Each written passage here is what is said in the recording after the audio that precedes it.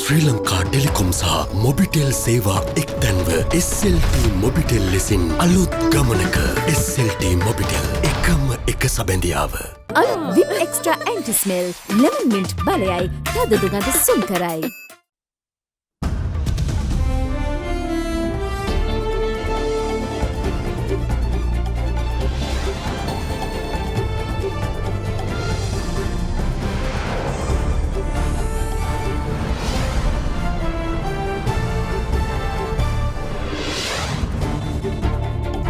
අද 2021 පෙබරවාරි 21 ඉරිදා සිරස්තල ආගමේ නාමයෙන් මරාගෙන මැරෙන්නට තමා ඇතුළු 15 දෙනෙක් සහරන් ඉදිරියේ ප්‍රතිඥා දුන්නා. මාවනල්ලේදී කොට වූ ශාහිද් සොයුරියන්ගෙන් ආන්දෝලනාත්මක හෙළිදරව්වක්.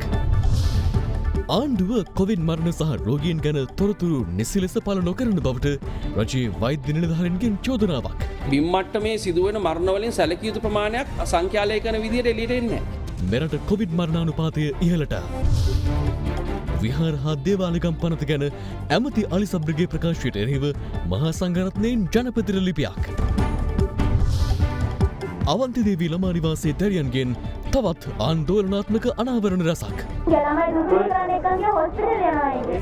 බලධාරීන් තවමත් නිහඬ බවට චෝදනා. ඇල්කොහොල් අඩංගු හෑන්ඩ් සැනිටයිසර් භාවිත කරන්න. ලෙඩ රෝග ඇති කරන විෂ බීජවලට එරෙහිව සටන් කරන්න. හඳුන්වා දීමේ මිල රුපියල් 350යි. From Ada Derana, this is Ada Derana, Late Night Prime. Live from Studio 24 in Colombo.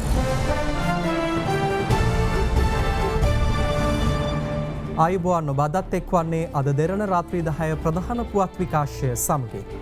ආගමේ නාමයෙන් ඕනෑම අවස්ථාවක මරාගෙන මැරෙන්නට සහරන් හෂීම් ඉදිරියේ කාන්තාවන් 15 දෙනෙකු ප්‍රතිඥා දී ඇති බවට ආන්දෝලනාත්මක තොරතුරක් පොලිසිය අනාවරණ කරගෙන තිබෙනවා. එම හෙළිදරව්ව සිදු කර ඇත්තේ සහරාන්ගෙන් ප්‍රස්ත පුහුණුව ලැබූ මවනල්ලේදී පසුගියදා අත්අඩංගුවට පත් තරුණියයි. The big story.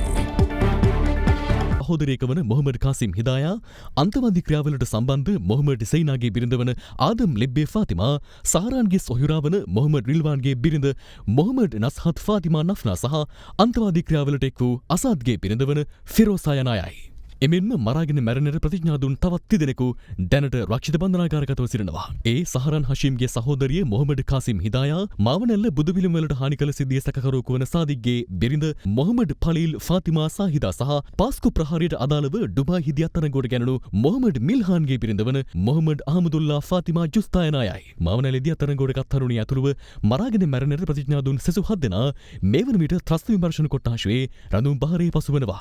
එම පිරිස වන්නේ සහරන්ගේ රියදුරා වූ ගෆූර් මාමා නැමැත්තාගේ බිරිඳ වන උදුමා ලෙබ්බේ ෆරිසානා, සහරන්ගේ ළඟම ඥාතියෙකුගේ බිරිඳ වන කාතන්කුඩිහි මුහම්මදු හනීෆා නුෆ්රා, මොහමඩ් මිල්හාන්ගේ බිරිඳගේ මව වන මොහම්මුදු සාලිහ් ජුෆයිඩියා, කාතන්කුඩිහි දාරුල් ආදර් පල්ලිය සභාපති රවුෆ්ගේ දියණියක වන 22 වරදී අබ්දුල් රවුෆ් ෆාතිමා සාරා සහ ඇගේ මව වන අබ්දුල් කුද්දාස් සිත්ති සාතුනා, කාතන්කුඩිහි පදිංචිව සිටි සෙය්යදු අහමදු අස්මියා සහ පසුගියදා තරඟුවට පත් 24 හැවිරිදි මොහමඩ් ඉබ්‍රහීම් සාහිදා යන අයයි. මෙම බයියත් කිරීම එමත් නැත්නම් මෙම දියුරුම ලබා ගැනීමට අදාළව තවත් යම් පුද්ගලයන් සම්බන්ධ වී තිබේද?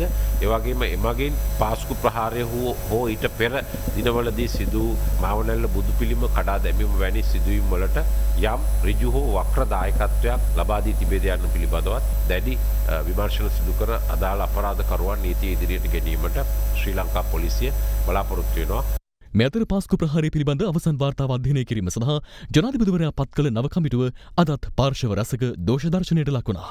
ඇවත අධ්‍යයනය කිරීම සඳහා තවත් කොමිසමක් පත් කරලා තියෙනවා. නියම බඩු ටිකක් පත් කරලා තියෙනවා. මම අහන රෝහිත අබේගුණවර්ධන මහත්තයාට තියෙන නීතිමය දැනුම මොකක්ද? ජොන්සන් ප්‍රනාන්දු මැතිතුමා මේකට දෙන උත්තරේ මොකක්ද? අපි කාදිනල් උන්වහන්සේට කියනවා මේ වාර්තාවේ පිටු ලක්ෂයක් තිබුණට ඉස්සරහට එනකොට පිටු කීයක් අඩු වෙයිද දන්නේ නැහැ. පාස්කු කොමිසමෙන් සාධාරණයක් බලාගෙන හිටියා. අද ඕ ලෙවල් පාස් නැති මාළ කඩනෙවුන් එතනෝල් කාර්යයන්ව දාලා තියෙනවා අර උගත් බුද්ධිමත් විනිශ්චයකාරවරුන්ගේ වාර්තාව අධ්‍යයනය කරන්න කියලා. මෙන්න මේක තමයි වියත්තුන්ගේ මග.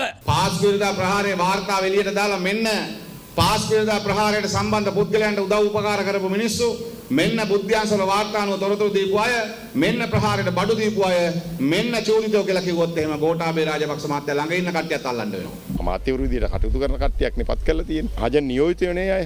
ඒ අයට පුළුවන්කම ලැබෙයි මේ පිළිබඳව විමර්ශනයක් කළා. සියලු දේවල් හෙලි කරන්න බැරි බව පිළිගන්න ඕන. ඊට වඩා වැදගත් වෙනවා මෙවැනි වාර්තාවක් හෙළිදැක්වුවට පස්සේ ජනාධිපතිතුමන් මේක පාර්ලිමේන්තුවට ඉදිරිපත් කිරීම ඒක කඩිනමින් සිදු කරයි කියලා බලාපොරොත්තු වෙනවා. නෑ සාමාන්‍යයෙන් සම්ප්‍රදාය තමයි ඉස්සෙල්ලා අමාත්‍ය මණ්ඩලයට ඉදිරිපත් කරලා අමාත්‍ය මණ්ඩලයෙන් පසුව තමයි පාර්ලිමේන්තුවට දෙන්නේ. පාර්ලිමේන්තුවේ රාජකාරී කිරීම තියෙන්නේ ආණ්ඩු පක්ෂයට. ඒ සම්බන්ධව ඒ සාධාරණත්වය ඉෂ්ට වෙයි. දැන් අපේ රටේ මේ පාස්කු වාරේ සිද්ධ වුණේ එක්කෙනෙකුට නඩු දාලා තියෙනවා තාම. දැන් ඇමරිකාවේ දැනටමත් 3 දෙනෙකුට විරුද්ධව නඩු දාලා තියෙනවා. ඒගොල්ලෝ ලංකාවේ අත්අඩංගුවේ ඉන්නේ. අපිට ලැජ්ජයි. තාම මේ අතපත ගගා කොමිෂන් මේ කල්බරට සාක්ෂි විනාශ කරන්න හදන්නේ මේ. ඒවල තියෙන වාර්තාව මුළුමනින්ම ගන්නව විනුවට ඒකේ තෝරා බේරාගත්ත කොටස් අරගෙන Tamanට අවශ්‍යය දඩයම් කරන්න තමයි මේ වාර්තාවත් පාවිච්චි කරන්න හදන්නේ. ඒ වගේම Tamanට අවශ්‍යය ආරක්ෂා කරන්න. එදා හලපු කිඹුල් කඳුරු වල තරම දැන් අද වෙනකොට පේනවා. සහරාන්ව බෝම්බයක් තියාගෙන පුපුරෝන එක නතර කරන්න බැරි වෙච්ච යහපාලන ආණ්ඩුවත් සහරාන් එක්ක සම්බන්ධ වෙලා බෝම්බේ පුපුරෝපු අයට නඩුවක් නොදෙන මේ ආණ්ඩුවත් අතර කිසිම වෙනසක් නැහැ කියන එක අපි පැහැදිලිව කියනවා. අපේ කතෝලික ජනතාවට ඉවසන්න පුළුවන් සීමාවක් තියෙනවා. අපේ දුකෙන් කඳුලෙන් වේදනාවෙන් ලේ පිටින් ඔබතුමන්ලා බලය අරගෙන අපේ මිනිස්සුන්ට සාධාරණත්වය ඉෂ්ට කළා නැහැ. ඔබතුමන්ලා ලැජ්ජ වෙන්න ඕනේ. ඒ වාර්තාවේ තියෙන ඒවා හදන්න බදන්න නෙවෙයි. පාර්ලිමේන්තුවේ මේක ඉදිරිපත් කරන්න ඕනේ. ඊට ඉස්සෙල්ලා දැන් මෙතන තියෙනවා රජයට කරන්න ඕන වැඩ කොටසක් නිර්දේශ කරලා. ඒක ඉතුරු කොටසක් තියෙනවා නීතිපති දෙපාර්තමේන්තුවට. අනේ ඒක යවෙනවා. මොකද අපිට අද වැඩ නැහැ නේ ගිය ආණ්ඩුව කරපු මගුලක් නේ. අමුතුම හෙට දිනේ රැස් වෙනවද කමිටුව? රැස් වෙන්න ඕනේ. හෙට ඇමති මණ්ඩලයට ආවට පස්සේ ඇමති මණ්ඩලයෙන් ඒක යවනවා නීති කෙටුම්පත් දෙපාර්තමේන්තුවට. ඉතින් එයාලා ඒක හදලා අපට එවනවා මෙන්න මේවා මේ විදිහට ක්‍රියාත්මක කරන්න. එච්චරයි යෝග. බැංකු පොලිය අඩුම වෙලාවේ ලක්ෂ 5ක් ගෙවා වෙන් කරගන්න. Mulberry residence. කොවිඩ් දෙවන රැල්ල ආරම්භ වී මාස 4ක් තුළ මෙරටින් වාර්තා වූ සමස්ත කොවිඩ් ආසාදිතයින් සංඛ්‍යාව 80000 සීමාවට ආසන්න වී තිබෙනවා.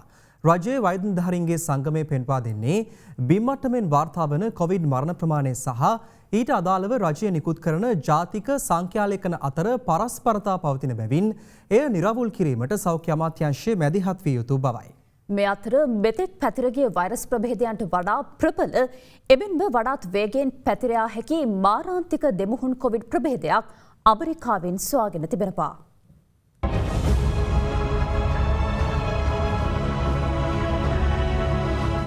වසංගතොරක විද්‍යාංශයේ දත්තවලට අනුව ජනගහනයෙන් සෑම මිලියනකටම වාර්තා වූ කොවිඩ් මරණ සංඛ්‍යාව 19ක් දක්වා ඉහළ ගොස් තිබෙන අතර පසුගිය ජනවාරි මාස අවසාන සතිය වන විට එමගේ පැවතියේ ජනගහනයෙන් සෑම මිලියනකටම මරණ 13ක් ලෙසයි. කොවිඩ් ආසාදිත තවත් මරණ දෙකක් සෞඛ්‍ය සේවා අධ්‍යක්ෂ ජනරාල්වරයා තහවුරු කළ අතර ඒ අනුව සමස්ත මරණ ගණන 435ක් දක්වා ඉහළ ගියා. කුරුවිට පදිංචි 66 හැවිරිදි පුද්ගලයෙකු සහ තිහාරියේ පදිංචි 78 හැවිරිදි පුද්ගලයෙකු කොවිඩ් නියුමෝනියාව හේතුවෙන් ජීවිතක්ෂයට පත්ව තිබුණා.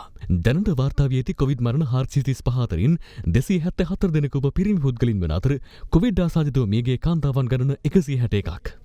රසායනාගාරවලදී කොරෝනා රෝගීන් කියලා නිශ්චිතව PCR පරීක්ෂණයෙන් පළවෙනි වතාවට හඳුනා ගන්න රෝගීන් සංඛ්‍යාව සහ නිල වශයෙන් බලධාරීන් විසින් ප්‍රකාශයට පත් කරන රෝගීන් සංඛ්‍යාව අතර 5000ක විතර වෙනසක් තියෙනවා. ඒ කියන්නේ රෝගීන් 5000ක් ආගියතක් නැහැ කියන කාරණේ. නමුත් අද වෙනකන් සෞඛ්‍ය අමාත්‍යාංශයේ හෝ බලධාරීන් හෝ වසංගත රෝග විද්‍යාංශයේ කිසිදු පැහැදිලි කිරීමක් මේ සම්බන්ධයෙන් දීලා නැහැ. මේ බිම් මට්ටමේ සිදුවෙන මරණ වලින් සැලකිය යුතු ප්‍රමාණයක් සංඛ්‍යාලේඛන විදියට එළියට එන්නේ නැහැ. බරපතල ගැටුම්කාරී තත්ත්වයක් මේ හරහා සමාජය සහ සෞඛ්‍ය වෘත්තිකයන් අතර ඇති වෙන්න පුළුවන්. කොවිඩ් ප්‍රතිශක්තිකරණ වැඩසටහන යටතේ පුද්ගලයන් 39068 දෙනෙකුට කොවිෂීල්ඩ් එන්නත ඊයේ ලබා දී ඇති අතර මේ දක්වා එන්නත ලබාගත් මුළු පුද්ගලයන් ගණන 3,2857ක් බව වසංගත රෝග විද්‍යාංශය සඳහන් කළා. වැරදි ප්‍රචාරයක් දියත් කරලා තියෙනවා අවුරුදු 60ට වැඩි උදවියට එන්නත් ලබා දෙන්නේ නැහැ කියන එක.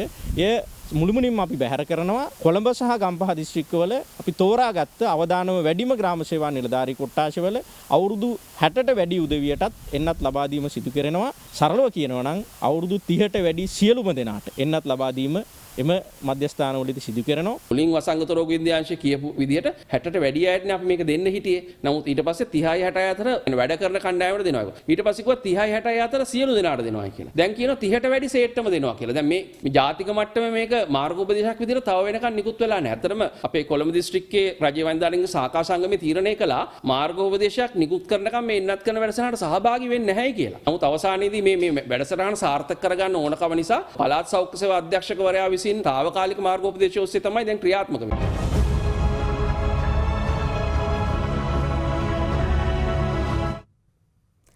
තවත් කොවිඩ් ආසාදිත මරණ 10ක් වාර්තා වූ බව සෞඛ්‍ය අමාත්‍යාංශය අද පස්වරුවේ නිවේදනය කළා. ඒ සමග මෙරටින් වාර්තා වූ සමස්ත කොවිඩ් ආසාදිත මරණ ගණන 445ක් ඉහළ යනු ඇති. මේ අතර මෙරටින් තවත් කොවිඩ් ආසාදිතයන් 264 දෙනෙකු අද වාර්තා වූ බව යුද හමුදාපති ජෙනරාල් ශවේන්ද්‍ර සිල්වා මහතා පවසනවා. අද දිනය තුළ මෙරටින් හඳුනාගැනුණු ආසාදිතයන් සංඛ්‍යාව 518ක්.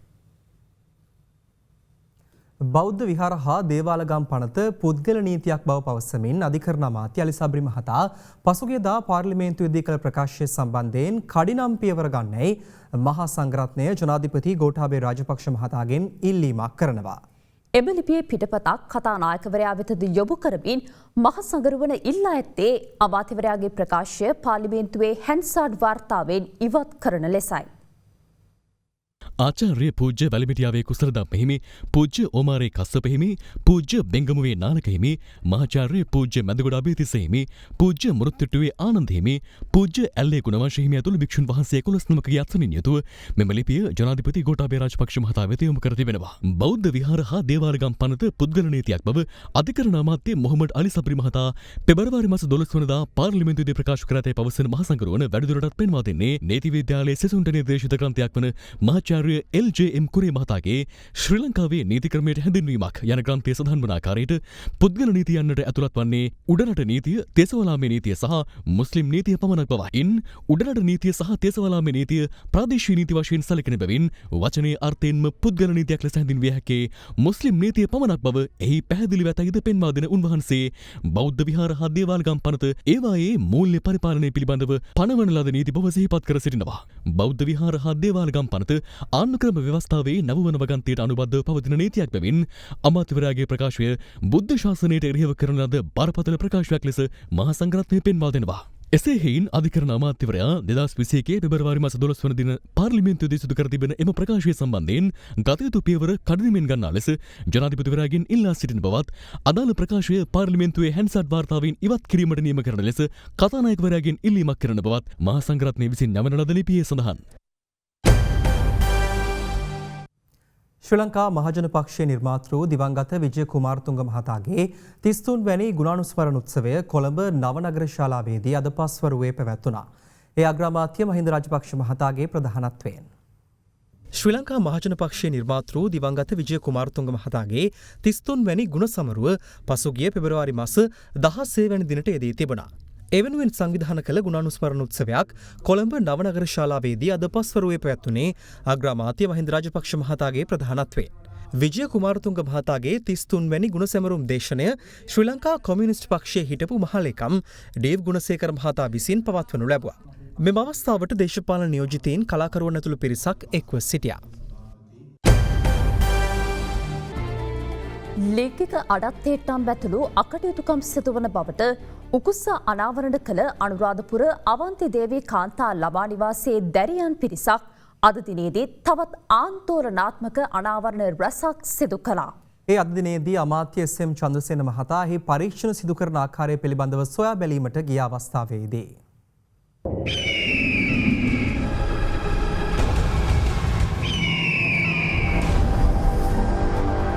අනුරාධපුර අවන්ති දේවී කාන්තාලමා නිවාසයේ සිදු වූ අහස පොළව නුහුලන ක්‍රියා සම්බන්ධයෙන් අද දෙරණ උකුස්සා පසුගිය ජනවාරි මාස 8 වනදා සිට අවස්ථා රැසකදී රට හමුවේ අනාවරණ කළා. ඒ අනුව වරදහරින්ගේ අවධානය ඊට යොමු වුවද එහි පරීක්ෂණවල ප්‍රගතියක් අල්ප මාත්‍ර වශයෙන් හෝ අපට දැනගැනීමට හැකි වූයේ නැහැ.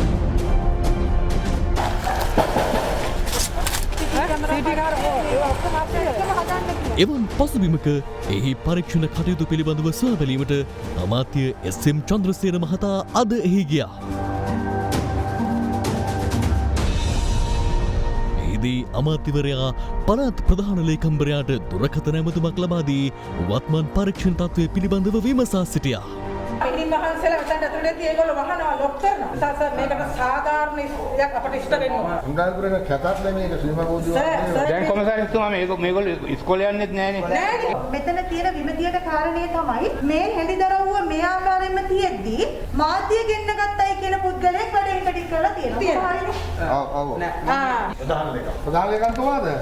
අර මෙතන මේ අර ළමා නිවාසයේ ප්‍රශ්නේ මොකද? අවන්ති ළමා නිවාසයේ තාම කිසිම දෙයක් කෙරලා නැහැ පරීක්ෂණය. අර ඒකට තොරතුරු දුන්නයි කියලා රියදුරු මහත්තයා නවත්තලා. දැන් මොකද්ද මේකේ තියෙන්නේ බෑ විනිවිදයක් තියෙන්නේ බෑ. පොදුමාලා ඊට වඩා ඇක්ෂන් ගන්න ඕනේ ඇත්තටම. මේක මමත් හරි කනගාටු වෙනවා මේක. අපි ළමයි බලන්න ඕනේ අපිට. අනතුරුව මෙහි දැනට සිටින දැරියන් තමන් මුහුණදී සිටින ශෝචනීය තත්ත්වය පිළිබඳව කඳුළු පිරිදෙනතින් යුතුව මෙලෙස කරුණු අනාවරණ කළා. මාධ්‍ය ප්‍රචාර කරපු ඒත් එක්ක අපිට ඇත්තට දැන් ඉන්න පරිවාස මුදාලෙන්වත් විශ්වාස කරන්න බෑ. මේ කලුම් කියන කෙනා මම තමයි එක ළමයිට මේ එක විදිහ බලපෑම් එල්ල කරලා තියෙනවා. මොන වගේ දේවල්ද කරේ කියලා මතුමාට කියනවා. මගේ අයියා නැති වුණා. ඒ කියන්නේ මගේ අයියා ගාලේ පන්සලේ ඉන්නේ. ඒ නැති වුණාට පස්සේ මට ලොකු ඒ කියන්නේ අම්මා රාමිස් කිව්වා. එතම කැලුම් සේනානායක සර් එහෙම කියලා තමයි අපිට කිව්වේ. ඊට පස්සේ මම කතා කරා. මම කතා කරාට පස්සේ මට කිව්වා ඔයා ගොඩක් ලස්සනයි කිව්වා. රත්තරන් සුදු මේ මම ඔයාට මේ සුදු කියලා කතා කරාට අවුලක් නැද්ද කියලා ඇහුවා. ෆ්ලයිට් එකේ ඉන්න මිස්ටි කියලා තමයි මට කෝල් එකක් කරන් දුන්නා. ඊට පස්සේ මට මේ කිව්වා සර්ව විශ්වාස කරන්න කිව්වා. සර් හැම දෙයකටම මගේ ඉන්නවා කියලා කිව්වා. හරිද? ඊට පස්සේ දවසක් මේ ක්ලාස් කරද්දි මිස්ලා ඉන්නේ නැහැ. ඒ කියන්නේ සමහරක් වෙලාවට විතරයි මිස්ලා ඉන්නේ. අනිත් වෙලාවට දොරවල් වහලා අපි තනියෙන් මේක ඉන්නේ ළමයි ඔක්කොම ඇතුළුව සර් විතරයි ඉන්නේ. මං අඬ සර් මේ මට කිව්වා මෙයාලට තේ බොන්න යන්න කිව්වා ළමයි ඔක්කොම. ළමයි ඔක්කොම තේ බොන්න යන්න කිව්වට පස්සේ මාව තනියෙන් මට ඉන්න කියලා කිව්වා. මට ඉන්න කිව්වට පස්සේ සර් ඉඳගෙන හිටියේ. ඊට පස්සේ මං සර් ළඟට ගියා. ළඟට ගිහිල්ලා මගේ අත් දෙක අල්ලගෙන ඊට පස්සේ මං දැක්කා මම හිතේ සර් කෝල් එකක් ගන්නවා කියලා. මං බලද්දි මගේ ඇඟේ මේ ශරීරයේ යටික ෆොටෝ ගහන මම දැක්කා. අර පොඩි ළමයිට තමයි මේ විදිහේ දේවල් වෙලා තියෙනවා. මං කල්පනා කරා මට නංගිලා දෙන්නෙක් ඉන්නේ මේ මගේ පොඩි නංගි. එතකොට එයාටත් ඒ විදිහෙම දෙයක් කියලා තියෙනවා. පොඩි ඇඟ අත ගාලා තියෙනවා. හරිද? ඊට පස්සේ අත ගාලා මෙයා මේ කෑ ගන්න හදනකොට අත හයියෙන් නිකලා කිව්වලු මේ කාටවත් කියන්න එපා. කිව්වොත් එහෙම අක්කලා දෙන නිවාස දෙකකට දානවා තාත්තව මේ මරනවා කියලා. දැනුත් මේක අපිට ඉන්න ඇත්තම ආරක්ෂාව මදි. මෙයාට බලපෑමක් දෙනවා මේ පිරිමි දෙන්නේ. කවුද දෙන්න? දැනට?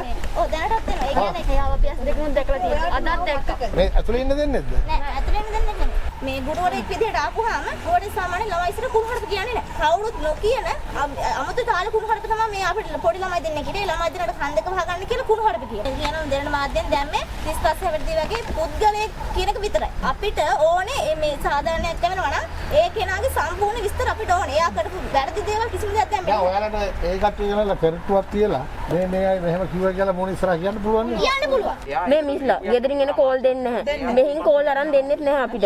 අපි ගොඩක් විශ්වාස කරපු අමර මිස් අපිට මෙහෙම කරාන. මේ සඳුනි මිස් කියලා කෙනෙක් හිටියා. එයා ඇත්ත වශයෙන්ම එයා කොයිද? සඳුනි මිස් කියන කෙනා හැමදේම දැනගෙන ඉඳලා තියෙනවා. ඒක තමයි ඇත්ත. මේ ළමයි ගෙනිහිලා තියන්නේ. එයා ළමයිට ඒ වගේ අප්පයි කියලා ළමයි එක්කන් ගියා. ළමයි දූෂණය කරන්න එක්කන් ගියා හොස්පිටල් යනවායි කියලා. ඒ කවුද දන්නේ? සමහරක් ළමයි ඉන්නවා මෙතන. ඒක දැන් ඒ සඳුනි මිස් තමයි අපිට ඒ දේවල් කරේ.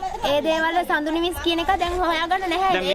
ලොකු මැඩම් මොනවද දන්නේ? එයා කැලුම් කියන කෙනෙක් මෙහාට එනවා කියලා දන්නවා. ඕනේ මේ දේවල් අමර මිස් මේ දේවල් වලට සම්බන්ධයි. මෙහෙම ළමයි විකුණන්න හදන මේ දේවල් දැනගන්න ඕනේ එයා. එයා දැනගෙනත් එයා නිහඬව හිටියද? එයා නිහඬව හිටියා. ඇත්තමකොත් අපිට මේ පරිවාසයේ මේ මිස්ලා එක්කෙනෙක්වත් අපිට විශ්වාස නැහැ. ඇත්තමකොත් විශ්වාස නැහැ. මොකද මේ ළමයි මේ අසරණ වෙලා ඇවිල්ලා ඉන්නේ. සර්ලා හැම කෙනෙක්ම සම්බන්ධයි කියලා දැන් අපිට මේ ඔප් වෙලා තියෙනවා. දැන් උදේ පිරිමි දෙන්න දැක්කද මේ? කෙනෙක් ආවලු හැමතිස්සෙම. ඒ කියන්නේ ඇතුළට දෙන්නේ? ඇතුළට නෙමෙයි. එයා රැට එන්නේ ඇතුළට. ඒ කියන්නේ අපි ඇත්තටම කරලා තියෙන මේක මේ දුවනවා. පරීක්ෂණත් එක්ක අපිට ලැබිච්ච වාර්තාවක් මත තමයි රේදුරු මහත්තයාගේ වැඩ තහනමකට ලක් කරේ. හැබැයි එතුමා වැඩ තහනමකට ලක් කරලා තියෙන්නේ නැවත මූලික විමර්ශනයක් යන ආකාරයට. ඒ කටේ තියාගෙන බීප්වයට ඔබතුමාලා ගත්ත පියවර කුමක්ද? මම මේ දෙපාර්තමේන්තුවට පත් වෙනකොට පර්යේෂණ සම්බන්ධයෙන් ලිපි නිකුත් වෙලා තියෙන්නේ. එතකොට මේ පර්යේෂණ වාර්තා මත තමයි මට තීන්දුව తీරන ගන්න වෙන්නේ. අද වෙනකොට වෙලා තියෙන එකම දෙයක් තියෙනවා මේ පරීක්ෂණයේ ප්‍රතිඵලයක් තමයි මේකට මේ වැරදි වලට වැරදි පෙන්ලා දුන්න රියදුරු මහත්තයගේ වැඩ නවත්තන්න යන. ඔන්න දැනට වෙලා තියෙන තත්ත්වය. ළමයි එක සාකච්ඡා කරනකොට පැහැදිලිවම පේනවා මෙතන විශාල මේ ළමයින්ට හිරියාර වෙලා තියෙනවා කියන එක. තමන් බේරා ගන්න වැඩ පිළිලක් තමයි මෙතන යන්නේ. නිලධාරී ඔක්කොම ඒකට සංවිධානය වෙලා. ඒ නිසා මේකට මම අතිගරු ජනාධිපතිතුමාට කියලා වෙනම පරීක්ෂණ කණ්ඩායමක් ලබන සතියේකට එවනවා. මෙහි සිදුවන නොහොබිනා ක්‍රියාවන් පිළිබඳව දැරියන් මෙපමණ අනාවරණ කර ඇති පසුබිමකත් මෙහි පරීක්ෂණ කටයුතු ඉබිගමනින් සිදුවීම සැබවින්ම මවිතයට කරුණක්. මේ පසුපස ඉහළ බලධාරීකුගේ බලල් අතක් තිබේද? අද දෙරණ උකුස්සා අවධානයේ.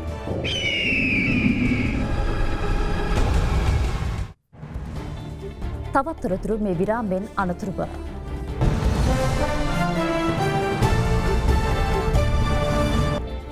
මාතලේ හිඹිලියාකඩ ප්‍රාථමික විද්‍යාලයට අඩුපාඩුවක් පැවති ගුරු නිවාසයේදී කර එම විදුහල වෙත පරිත්‍යාග කිරීම අද පෙරවරුවේ සිදු කෙරුණා. ඒ මනුසත්තරන NSBM ග්‍රීන් යුනිවර්සිටි සහ ශ්‍රී ලංකා ටෙලිකොම් මොබිටෙල් ආයතනයේ එක්වයි. ගම සමග පිළිසඳර වැඩසටහන් මාලාවේ දෙවන අදියර මාතලේ විල්ගමුව ප්‍රාදේශීය ලේකම් කොට්ටාශයේ හිඹිලියාකඩ ගම්මානය කේන්ද්‍ර කරගනිමින් 2020 ඔක්තෝබර් මාස 2 වෙනිදා පැවැත්වුණා. එහිදී ජනාධිපතිවරයා හිඹිලියාකඩ ප්‍රාථමික විද්‍යාලයට පැමිණ එහි අඩුපාඩු සොයා බැලූ අතර විද්‍යාලයට පන්ති කාමර 3කින් යුත් ගොඩනැගිල්ලක් සහ ගුරු නිවාසයක් ඉදි කිරීමට ජනාධිපතිවරයා නිලධාරීන්ට උපදෙස් ලබා දුන්නා. ඒ අනුව මනුසත්දරන NSBM හරිත සරසවි ඒ වගේම ශ්‍රී ලංකා ටෙලිකොම් මොබිටෙල් ආයතනය එක්කාසු කරගෙන මේ වෙනකොට මේ ගොඩනැගිලි ඉදි කරලා අවසන් වෙලා අද දවසේදී මේ ජනතාව වෙත ලබා දීමේ කටයුත්ත සිදු කරනවා. එයනු මනුසත් දෙරන NSPM ග්‍රීන් යුනිවර්සිටි සහ ශ්‍රී ලංකා ටෙලිකොම් මොබිටෙල් ආයතනය එක්ව මෙම විදුහලට ගුරු නිවාසයක් ඉදිකර දීම සඳහා පියවර ගනු ලැබුවා. 2020 ඔක්තෝබර් මාස 21 වෙනිදා ඉදිකිරීම කටයුතු ආරම්භ කළ එම ගුරු නිවාසය පාසල වෙත ලබා දීම අද පෙරවරුවේ සිදු කෙරුණා. ඒ අධ්‍යාපන අමාත්‍ය මහාචාර්ය GL පීරිස් මහතාගේ ප්‍රධානත්වයෙන්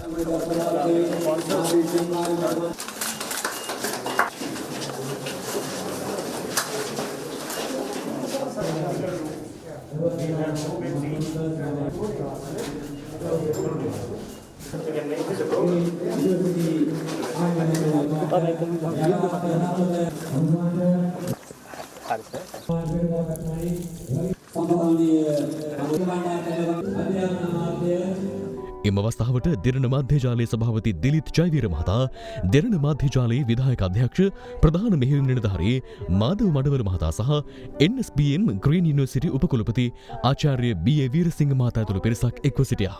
දැන් මනුසත් දෙරණ තමයි මේ ප්‍රදේශවලට ඇවිල්ලා මේ ජන ජීවිතයේ කෙතරම් දුෂ්කරද මේ සම්බන්ධයෙන් ගත යුතු පියවර කවරේද?